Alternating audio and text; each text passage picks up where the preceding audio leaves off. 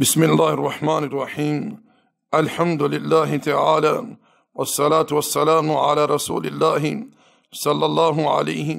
وعلی آلہ وصحبہ اجمعین اما بعد۔ امام ابن قیم رحمۃ اللہ علیہ کا قول ہے کہ کسی یہودی یا نصرانی کو ان کے تہوار پر مبارکباد دینا گویا صلیب کو سجدہ کرنے کے مترادف ہے، کیونکہ یہ بات آپ لوگ اچھی طرح جانتے ہیں کہ نصرانی جناب عیسیٰ ابن مریم کو ابن اللہ کہتی ہے، نہ کہ عبد اللہ، حالانکہ عیسیٰ اللہ کے بندے اور اس کے رسول ہیں علیہ الصلاۃ والسلام۔ دوستو، نبی محترم صلی اللہ علیہ وسلم نے اپنی امت کو ایسی دو عیدوں سے متعارف کروایا ہے جن میں اہل اسلام خوشی کا اظہار کرتی ہیں۔ ان دو عیدوں کے علاوہ اہل اسلام کے پاس کوئی تیسری عید نہیں ہے، اگر ہوتی تو اللہ کے رسول اس کی ضرور تعلیم دیتے۔ جس نبی نے ہمیں استنجا کرنے تک کی تعلیم دی ہے وہ تیسری عید سے بھی ضرور امت کو متعارف کرواتے، لیکن ہم دیکھتے ہیں دو عیدوں کے علاوہ عید الفطر اور ایک عید الاضحیٰ، ان دو کے علاوہ کسی تیسری عید کا وجود اسلام میں نہیں ہے۔ 1 جنوری عیسوی سال کا پہلا دن ہے میلادی سال کا، جس میں نصرانی ہیپی نیو ایئر کے جشن مناتی ہیں، محفلیں منعقد کرتی ہیں، اور ان میں طرح طرح کی خرافات، منکرات، شرکیات جن کا وہ ارتکاب کرتی ہیں وہ کسی بھی صاحب عقل سے مخفی نہیں ہیں۔ مگر افسوس اس بات کا ہے کہ ان کے نقش قدم پر چلتے ہوئے ان کی تقلید میں کچھ کلمہ گو مسلمان بھی انہی چیزوں کا ارتکاب کرتے ہیں۔ ہیپی نیو ایئر کی خوشی میں محفلیں منعقد کرتے ہیں جو کہ جنوری کا پہلا دن ہے، اور وہاں مرد اور عورتوں کا اختلاط اور گانا بجانا، موسیقی، دیگر منکرات۔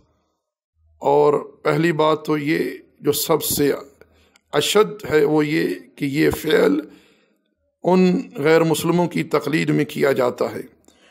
اور اکثر لوگ یہ نہیں جانتے کہ یہ 1 دن جو ہے جنوری کا جس میں وہ جشن مناتے ہیں یہ ان کا مذہبی تہوار ہے۔ اگر آپ اس کی تاریخ پڑھ لیں تو آپ کے سامنے یہ بات واضح ہو جائے گی کہ یہ ان کا مذہبی تہوار کا دن ہے جس میں وہ خوشی کا اظہار کرتے ہیں۔ اور تمام اہل علم کا اس بات پر اجماع ہے کہ اہل اسلام کے لیے قطعاً جائز نہیں ہے کہ وہ غیر مسلموں کے تہوار میں شرکت کریں، انہیں مبارکباد دیں اور ان کے کسی فعل میں ان کی تقلید کریں، کیونکہ صحیح بخاری میں جناب ابن عمر رضی اللہ تعالی عنہما سے مروی ہے کہ نبی کریم صلی اللہ علیہ وسلم نے ارشاد فرمایا کہ جو کسی قوم کی مشابہت اختیار کرے وہ انہی میں سے ہے۔ تو لہذا اس فعل میں بڑا خطرہ ہے۔ اہل اسلام کو اللہ کی بارگاہ میں توبہ کرنی چاہیے۔ جو لوگ اس چیز میں شرکت کرتے ہیں بڑے دھڑلے کے ساتھ اور ان فضول محفلوں میں، مجلسوں میں اپنا مال صرف کرتے ہیں، اللہ جل وعلا نے اس چیز سے منع فرمایا ہے۔ وَقُولُوا وَاشْرَبُوا وَلَا تُسْرِفُوا، کھاؤ اور پیو لیکن اسراف نہ کرو۔ اور وہاں جو اسراف ہوتا ہے مالی اسراف تو ہے ہی ہے، لیکن جو ایمان اور تقوی کی توہین ہوتی ہے وہ بھی کسی سے مخفی نہیں ہے۔ لہذا میں گزارش کروں گا ایسے تمام لوگوں سے جو اس قسم کی محفلوں میں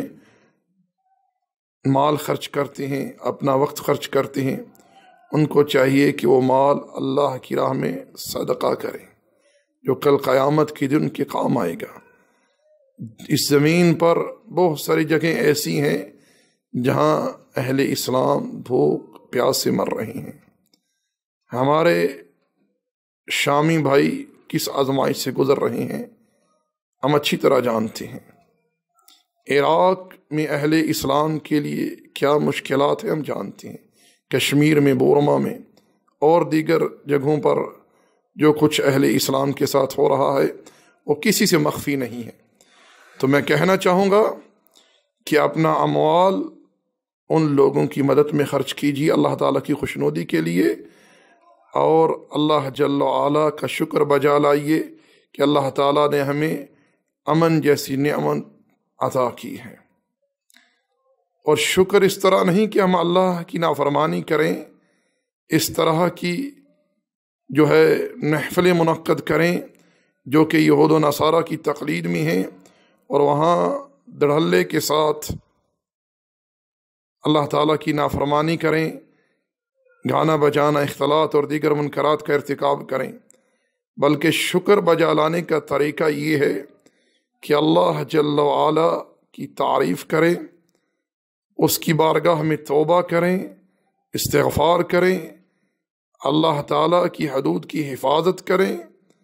اللہ جل وعلا کی عبادت کریں، اور اس سے مزید نیکی کی توفیق طلب کریں، اور جناب محمد مصطفیٰ علیہ السلام کی سنت کی اتباع کریں، اپنے لیے اور دیگر اہل اسلام کے لیے دعا کریں۔ میں نے یقین کیجئے دیکھا اپنی آنکھوں سے کہ بہت سارے دوست اللہ تعالیٰ انہیں اچھا فہم، اچھی سمجھ عطا کرے، جن کو اللہ تعالیٰ نے بڑے فضل سے یعنی مال سے نوازا ہے، لیکن وہ مال خرچ ہو رہا ہے اس طرح کی لغو مجلسوں میں، فالتو مجلسوں میں، جہاں اللہ کی نافرمانی ہو رہی ہے۔ اس طرح اللہ جل وعلا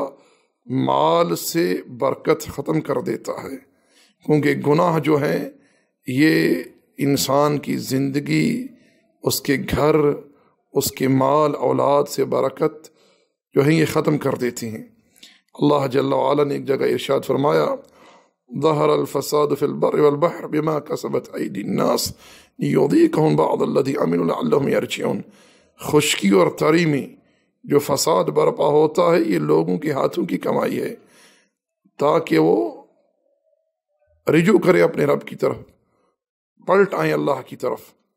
یہ ان کے ہاتھوں کی کمائی ہے جو ان کو مزہ چکھایا جاتا ہے۔ تو میرے بھائیوں، میرے دوستو، اللہ تعالیٰ سے استعانت کریں اور استقامت طلب کریں اور ان منکرات سے باہر نکلیں۔ اور ایک اور بات، ہمارے یہاں ایک اور بھی بات کہی جاتی ہے، ہم 1 جنوری کو جشن نہیں منائیں گے بلکہ ہم 1 محرم کو جشن منائیں گے۔ اب میں پوچھنا چاہتا ہوں کہ 1 محرم کو جشن منانے یا وہاں کچھ کرنے کی کیا دلیل ہے؟ اگر 1 محرم کو کچھ اظہار کرنا افسوس کا یا خوشی کا، یا کوئی محفل منعقد کرنا، یا کوئی دیگر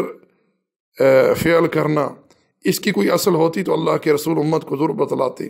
لیکن اللہ کے رسول نے ایسی کوئی تعلیم نہیں دی۔ ہاں، اللہ کے رسول نے یہ خبر دی ہے کہ 10 حرم کا روزہ رکھا جائے، آپ نے رکھا اور لوگوں کو رکھنے کا حکم بھی دیا، اور فرمایا آئندہ سال زندہ رہے تو 9 محرم کا بھی رکھیں گے۔ تو روزہ رکھنے کی تعلیم ہے، دلیل ہے، لیکن کچھ محفلیں منعقد کرنا یا کچھ ایسے افعال کرنا جو نبی علیہ السلام کی سنت سے ثابت نہیں ہے، ان کی تو کوئی اصل نہیں، ان کا ترک لازم بلکہ واجب ہے۔ اسی پر اکتفا کرتا ہوں۔ اللہ تعالیٰ سے دعا ہے کہ رب ذوالجلال تمام اہل اسلام کو دین اسلام کا صحیح فہم عطا کرے۔ وما علینا الا البلاغ، وصلی اللہ علی نبی محمد وعلی آلہ وصحبہ اجمعین۔